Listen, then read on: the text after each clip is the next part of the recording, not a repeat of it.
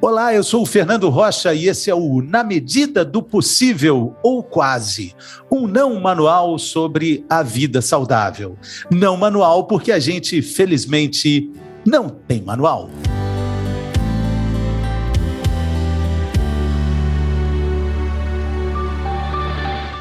Por cento das pessoas no planeta Terra vão ter durante a vida algum quadro de depressão. Quando o assunto é ansiedade, o percentual chega a quase 30% dos seres humanos. É muito importante lembrar que essa é uma estimativa feita antes da pandemia, essa pandemia terrível que a gente ainda atravessa. Poucas vezes na história da nossa vida no planeta Terra, a saúde mental foi tão afetada no mundo inteiro como tem sido agora. É uma lista de nomes e problemas que cada vez fazem mais parte do nosso dia a dia. Bipolaridade, estresse, crises de pânico, transtorno de humor, insônia e, claro, até a obesidade entra nessa lista enorme. Para falar sobre o significado e sobre a diferença entre todos os problemas que, às vezes, têm sintomas que se confundem e que, muitas vezes, têm um diagnóstico que não é tão simples, quem participa desse episódio conosco é o médico, psiquiatra e nutrólogo, doutor Frederico Porto, conversando conosco direto de Belo Horizonte. Uma alegria falar com a nossa terra, doutor. Olá, Fernando, muito obrigado pelo convite, obrigado por estar aqui, com o seu público. E estamos falando aqui da nossa terra, exatamente, conterrâneos, né? Então, um papo de mineiro com um pouquinho de café. Faltou o pão de queijo. Doutor, a gente procurando definições sobre ansiedade e depressão, que a gente falou aqui no início, na abertura agora, seria algo assim: ansiedade é o excesso de futuro e depressão é o excesso de passado na nossa vida de todo dia? Muito bom. Todos os estados emocionais, ou as emoções em si, elas têm uma temporalidade, né? Você nunca ficou ansioso por uma coisa que já passou na vida, né? Então, a ansiedade ela é uma expectativa por algo que vai vir acontecer. Em um mundo tão mutável quanto o nosso, por isso nós temos mais pessoas ansiosas, né? Porque nós estamos sempre, né, de olho nas mudanças que poderão vir a acontecer. A depressão, como você falou também, ela é muitas vezes fruto de um tipo de emoção que tem a ver com como eu lidei, para a gente simplificar, com as perdas, com as mudanças que aconteceram para trás na minha vida. Uma emoção que domina, quando você olha para trás, por exemplo, é a culpa, né? Então, você tem culpa de ação ou de omissão, de ter feito ou deixou de fazer. Quando você faz uma coisa e tem culpa, eu costumo dizer que dói muito e pouco tempo. Aquela que você não fez, deixou de fazer e acha que deveria ter feito, é uma culpa que dói menos, mas dói por mais tempo. Então, a diminuição, então, essa temporalidade, a gente pode dizer que nos ajuda a entender o sintoma que a gente está sentindo nesse momento ou a doença que a gente está apresentando no presente em relação ao passado ou ao futuro. Quando a gente fala desse problema, né, quando a gente junta ansiedade e depressão e coloca nesse bojo imenso da pandemia que a gente atravessa, a gente encontra números superlativos, e eu disse no início que esses números, essa estimativa de 20% a 30% da população mundial que já teve ou ainda vai ter ou está tendo um quadro depressivo ou de ansiedade, com a pandemia esses números ficam maiores ainda, né? Quando é que a gente vai ter o real impacto, tamanho dessa pandemia na nossa saúde mental? A analogia que eu faço é a seguinte: imagina que você está na selva e você corre de um leão. Você está correndo de um leão até chegar no alto de uma árvore, mas no trajeto você corta o pé numa pedra. Você só percebe o corte quando você está parado. Então, agora que a gente começa a perceber, na medida que a pandemia vai diminuindo, né, você vai tendo soluções, a pessoa fica menos angustiada com o momento presente, né? E aí que vai se manifestando esses sintomas. Eu percebo, Fernando, e no meu consultório, eu costumo dizer que eu vi a curva de perda, né, que foi estudado pela tanatóloga Elizabeth Kübler-Ross, né, que estudou pessoas em doenças terminais, mas mostrou que qualquer mudança na vida gera essa curva. Primeiro, todos nós, diante de um choque, como foi para todo mundo em março do ano passado, a gente tem uma negação. né? A gente fala, não. Eu me lembro, eu falei assim, não, isso vai demorar uns 15 dias, né? Isso vai passar. A gente vai fazer um isolamento vertical, né? E vamos voltar. Isolar esse pessoal que está na Itália, né? Porque começou, não sei se você lembra, a Itália foi um ponto, né? Se for dizer, começo.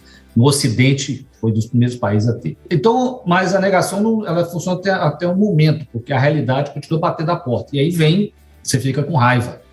Eu vi que no meu consultório, eu percebi as pessoas, por exemplo, com insônia. Elas começaram a ter insônia no início, porque quem passou a trabalhar em casa, ou preocupado com a vida, né? Você fica insônia, mas as pessoas relatavam o seguinte, meu corpo, ele não está cansado, mas a minha mente está cansada. Então, na hora que eu deito para dormir, eu não consigo dormir. Então, é insônia. E a emoção é essa, é uma raiva da realidade, fica com raiva de Deus, né? Mas a raiva é uma emoção muito importante, você pode pegá-la, usar a energia dela para a próxima fase, ou eu costumo brincar que a gente pode ficar emburrado, a gente briga com a realidade, fica ali com aquela raiva, remoendo ela sem fazer a mudança, porque você tem que pegar essa energia e ir para a próxima fase, que chama-se a barganha, que é quando você negocia isso, todos nós fizemos isso, né? Montamos um escritório em casa, passamos a andar mais protegidos, usar máscara, né? Todo mundo fez, andar com álcool gel, beleza. Aí só depois disso é que a gente fica triste, que agora você percebe. Então as pessoas tiveram insônia, uma ansiedade, agora é que elas estão ficando tristes, porque elas já fizeram a barganha. Então quando elas olham para falar assim, nossa vida mudou, como é que eu recupero aquilo que era antes? Ou tem coisa que eu não vou conseguir recuperar, aí você tem um luto, aí que você tem uma tristeza mesmo. Então esse ciclo, eu percebo ele aqui, que tem a ver com a analogia também da corrida do leão, né? Ou seja, quando eu estou mais aquietado, eu já fiz algumas mudanças, é que eu percebo o que eu ganhei, eu perdi. E aí que as pessoas têm a depressão ou a tristeza, que é o que eu começo a observar no consultório agora. Muito interessante essa analogia da corrida contra o leão, né? Você tem um corte no pé, você vai olhar, o sangue está quente, você vai olhar isso só depois quando o sangue esfria, mas tomando por base o corte no pé como a nossa saúde mental, às vezes a gente machuca os dois pés, a gente tem, às vezes pode ser um corte no braço, às vezes é no alto da perna, enfim, fazendo uma correlação entre esses machucados que a gente tem no caminho e não tem nem tempo de olhar porque o leão está vindo, né? No caso a pandemia, a gente se confunde aí nessa sopa de letrinhas que podem diagnosticar nossa saúde mental. O senhor percebe, na visão de consultório que o senhor tem, tão ampla, uma confusão nisso tudo? O que é o déficit de atenção, transtorno de humor, aí vem as letras, as siglas. Como é que as pessoas estão lidando com isso e qual o conselho do senhor que para as pessoas que estão nos ouvindo, existe um autodiagnóstico? Como é que a gente pode cuidar da nossa saúde mental dando nomes aos problemas, se é que isso é possível? Eu acho que uma coisa importante, nós, os seres humanos, adoramos dar nomes, né? Não é nada mais confortante que ser um profissional e falar, você tem isto, né? Né? Isso é muito bom, né? Mas, aí vai no Google. O problema é o camarada ir para o Google, né? Aí que é mais perigoso. Mas eu entendo que o diagnóstico psiquiátrico, especialmente, ele deveria ser menos categórico e mais dimensional. O que eu vou explicar isso? Então, por exemplo, se eu te der uma lista de sintomas de uma pessoa com transtorno de déficit de atenção, TDAH, né? Transtorno de déficit de atenção e hiperatividade. Se você ler, você fala assim, eu tenho isso, eu tenho isso também.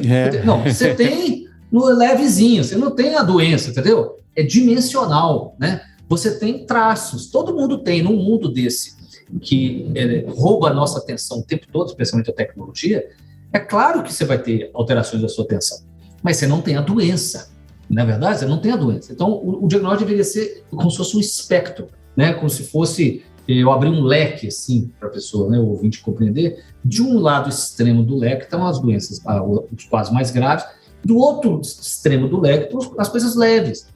A grande questão é que a pessoa, ela fala assim, não, ela quer dar um diagnóstico categórico. Fala, não, você tem alguns sintomas, você não tem necessariamente a doença. E aí, né, Fernando, o que a gente pode fazer para esses quadros mais leves? Porque, na verdade, a maioria dos quadros são leves. E aí que entra a importância dos bons hábitos de vida.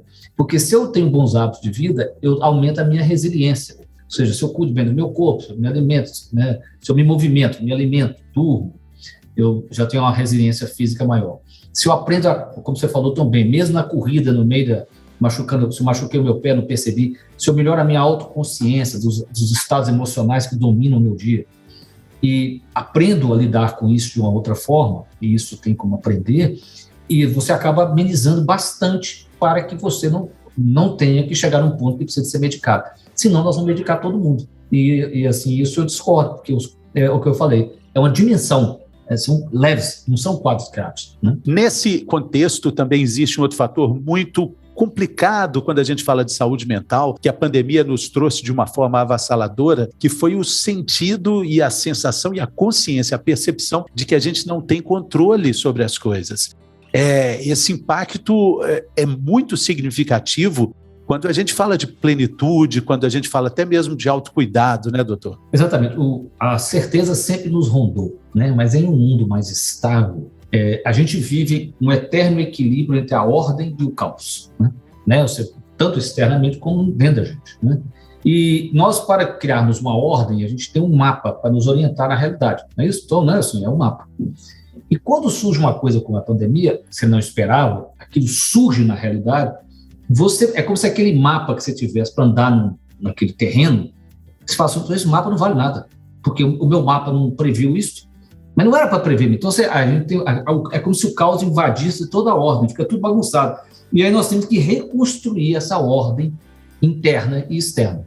É por isso que eu brinco, né, Fernando, que muitas vezes a pessoa fala assim, doutor, começa por onde? Eu falo, você começa arrumando o seu quarto. Não é assim? Tem dia que a gente está meio angustiado, você arruma o quarto, eu tenho muito livro, eu arrumo meus livros, eu tenho a sensação que eu arrumei a minha vida. Não, é porque eu trouxe a minha consciência, a minha atenção para uma coisa muito pequena que eu controlo, que é o meu quarto. Não é que eu arrumei aquilo, aí pronto, eu falei, agora eu vou cuidar do resto. Aí você cuida do resto.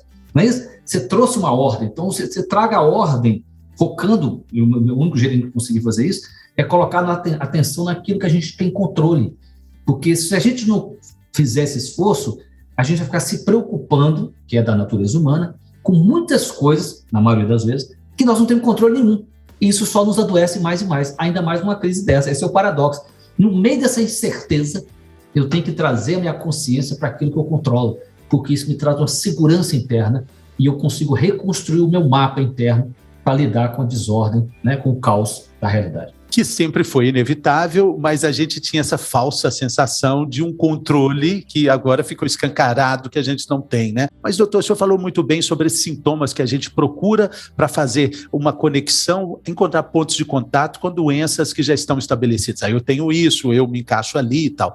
Tem uma população interessada nisso, mas tem outra parte da população que subestima sintomas que são importantes. O senhor falou de um deles, a insônia.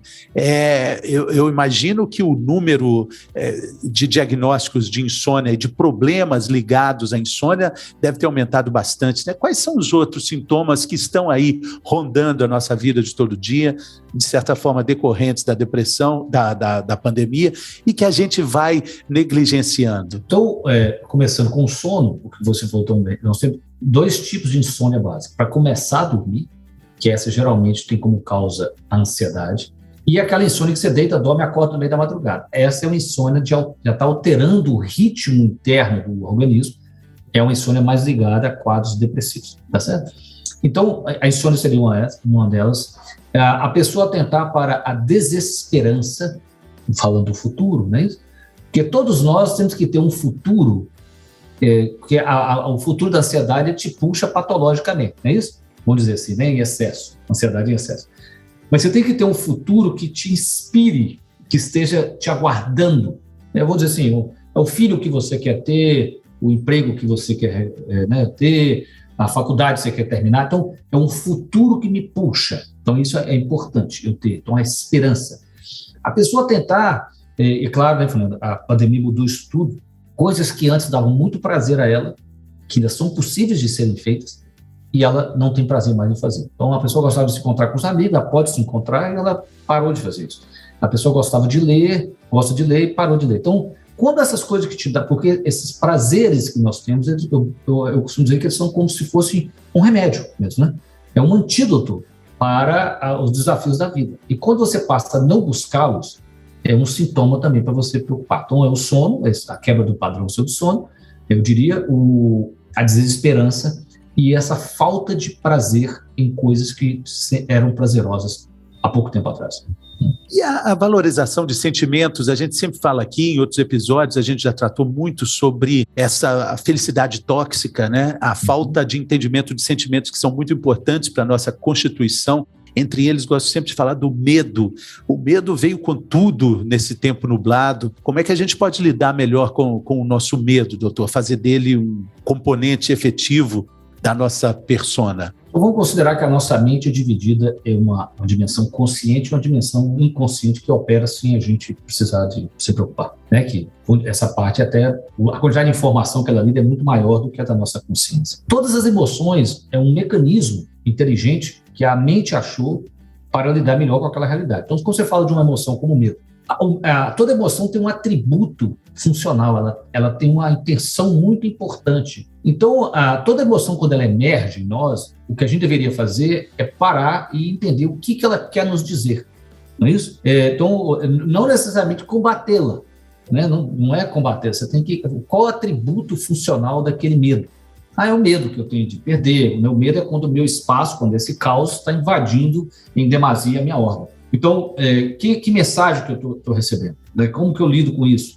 E você falou muito bem, essa felicidade tóxica é o seguinte, é como se a vida fosse composta só de emoções positivas. E não é.